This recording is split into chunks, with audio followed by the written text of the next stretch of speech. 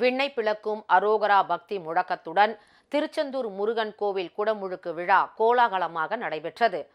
தமிழ் கடவுள் மற்றும் குறிஞ்சி தெய்வம் என்று போற்றப்படும் முருகப்பெருமானின் அறுபடை வீடுகளில் 2ஆம் படை வீடான திருச்செந்தூர் கோவிலில் 16 ஆண்டுகளுக்கு பிறகு குடமுழுக்கு விழா பணிகள் கடந்த மாதம் 26ஆம் தேதி தொடங்கின.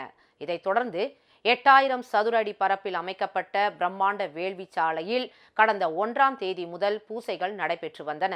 இந்நிலையில் இன்று அதிகாலை 5:35 மணியளவில் வேள்வி சாலையிலிருந்து கோவில் விமான கலசங்களுக்கு கும்பங்கள் எடுத்து செல்லப்பட்டன.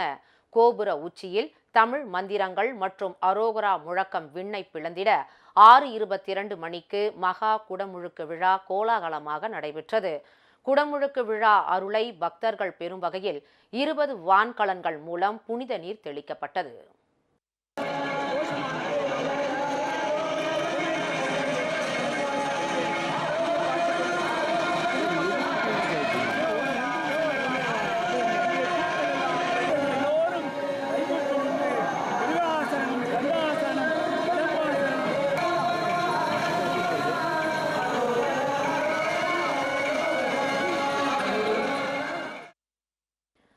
குடமுழுக்கு விழா நிறைவு பெற்றதும் பக்தர்கள் காவல்துறை சார்பில் ஏற்பாடு செய்யப்பட்டிருந்த பாதை வழியாக தங்களது வீடுகளுக்கு புறப்பட்டு செல்ல தொடங்கினர்.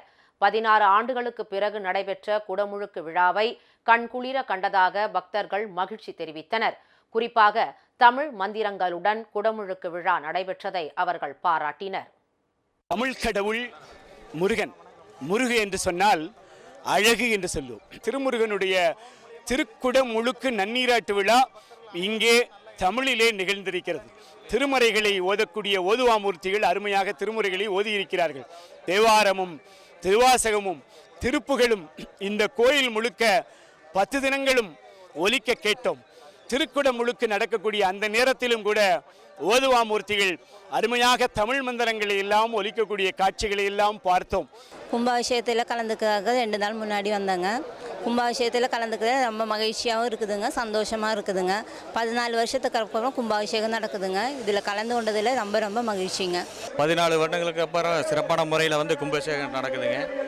இங்கே எல்லாமே காவல்துறை ஒரு விரிவான ஏற்பாடு பண்ணி எல்லாத்துக்குமே கரெக்டான முறையில் இது பண்ணிகிட்டு இருக்காங்க.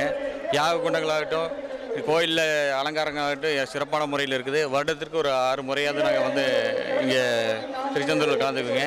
எப்போ நம்ம திருச்செந்தூர் கலந்துட்டு போனதுக்கப்புறமும் மகிழ்ச்சியாக இருக்குங்க, மன நிறைவாக இருக்கும்.